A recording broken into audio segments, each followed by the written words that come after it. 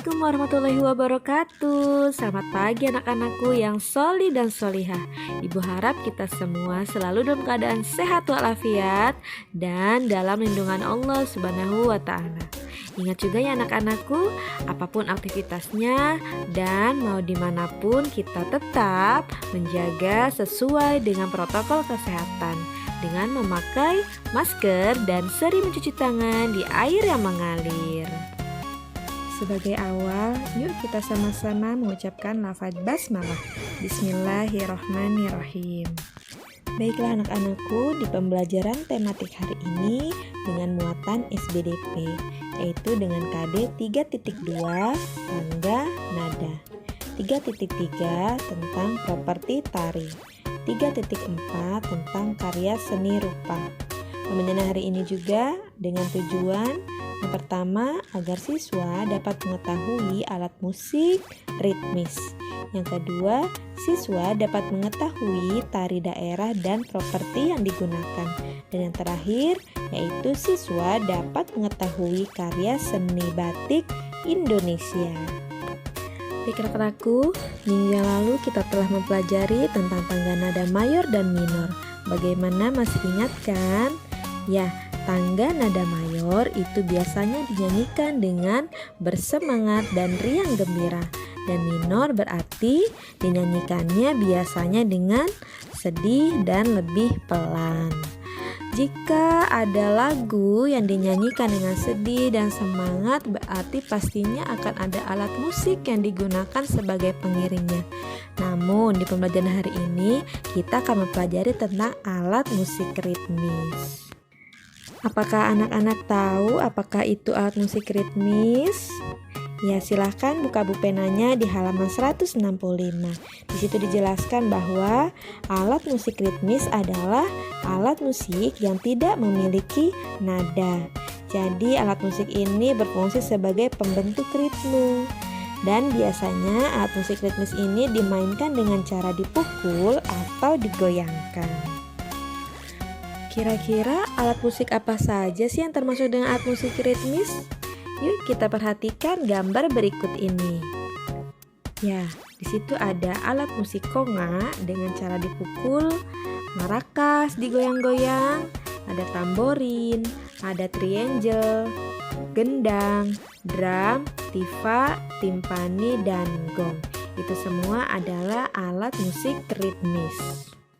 Nah, jika kita sudah mengenal alat musik ritmis, kita juga harus tahu tentang jenis-jenis alat musik daerah. Yaitu ada yang pertama adalah alat musik angklung yang berasal dari Jawa Barat. Angklung ini biasanya dimainkan dengan cara digoyang. Yang kedua ada sasando dari Nusa Tenggara Timur. Sasando ini biasanya dimainkan dengan cara dipetik. Dan yang ketiga ada kolintang yang berasal dari Sulawesi Utara. Kolintang ini dimainkan dengan cara dipukul. Baiklah anak-anakku, biasanya jika sudah ada lagu, sudah ada alat musik, tentunya pasti ada tarian yang bisa mengiringinya. Tarian ini juga pasti ada properti tari yang digunakan. Apa itu properti tari? Masih ingat? Ya, properti tari itu adalah alat yang digunakan sebagai media pementasan tari yang digunakan dalam tari-tarian yang akan ditampilkan. Banyak sekali tarian khas yang ada di Nusantara, tapi di sini Ibu akan menjelaskan dua tarian. Yang pertama ada yang namanya tari gantar yang berasal dari Kalimantan. Di sini tariannya menggambarkan tentang gerakan orang yang tengah menanam padi. Properti yang digunakan juga pada tarian ini adalah tongkat untuk melubangi tanah, bambu untuk menaburkan benih, serta biji-bijian yang menggambarkan benih, padi, dan wadahnya. Jadi tarian ini tentang orang-orang yang akan menanam padi. Adapun contoh tarian yang kedua yaitu tari kancet papatai atau tari perang. Tarian ini merupakan tarian tradisional yang bercerita tentang seorang pahlawan Dayak yang sedang berperang melawan musuh. Apa ada yang tahu suku Dayak itu ada di pulau mana? Ya, suku Dayak itu tepatnya berada di Pulau Kalimantan.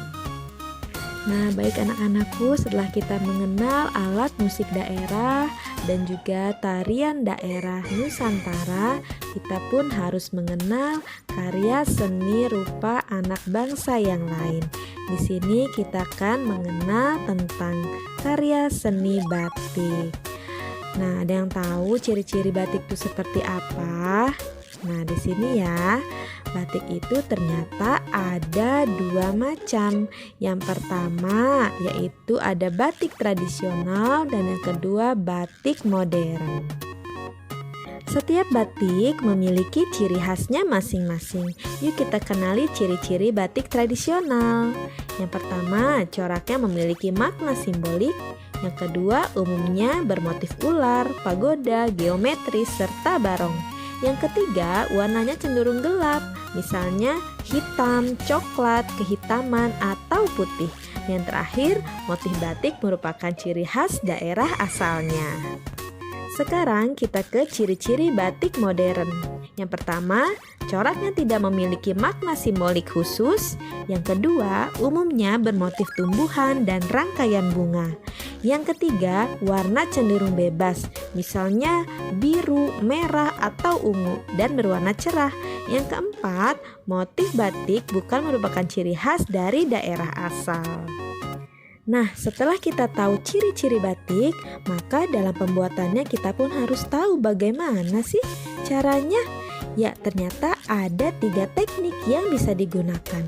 Yang pertama adalah teknik tulis. Teknik tulis ini yaitu dengan teknik membuat batik dengan kain yang dihias dengan tekstur dan corak batik menggunakan tangan. Biasanya waktu yang digunakan sekitar 2-3 bulan. Yang kedua yaitu teknik cap, yaitu menghias kain dengan tekstur dan corak batik yang dibentuk dengan cap. Biasanya terbuat dari tembaga. Proses pembuatan batik ini membutuhkan waktu kurang lebih sekitar 2-3 hari. Dan yang terakhir yaitu dengan cara teknik cetak atau sablon, yaitu teknik mencetak kain sehingga memiliki motif seperti batik. Proses pembuatan batik ini tidak menggunakan teknik batik tetapi menggunakan alat cetak atau sablon. Nah, sekarang coba kita perhatikan contoh motif batik yang berasal dari berbagai daerah di Indonesia berikut ini. Nah, dengan mempelajari dan mencintai ragam motif batik Nusantara, berarti kita ikut serta dalam melestarikan budaya bangsa. Karena kekayaan motif batik Nusantara merupakan kebanggaan budaya Indonesia. Baiklah anak-anakku, dari pembelajaran hari ini kita dapat melihat banyaknya keanekaragaman budaya bangsa. Lagu daerah, alat musik daerah, karya seni rupa seperti motif batik yang tadi yang berbeda-beda, bahkan sebenarnya masih banyak lagi. Dilihat dari semua itu, jangan sampai kita menjadi orang yang sombong, apalagi merendahkan orang lain, sebagaimana dalam hadis Ibnu Mas'ud di bawah ini. Yang artinya berbunyi, sesungguhnya Allah itu jamil atau indah dan menyukai sesuatu yang indah. Sombong adalah menolak kebenaran dan merendahkan manusia. Hadis riwayat Muslim nomor 91, Imam Nawawi memberi judul bab haramnya sifat sombong dan penjelasannya.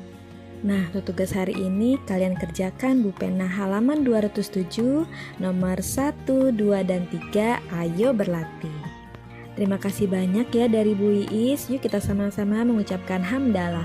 Alhamdulillahirabbil alamin. Mohon maaf untuk kekurangannya. Wassalamualaikum warahmatullahi wabarakatuh.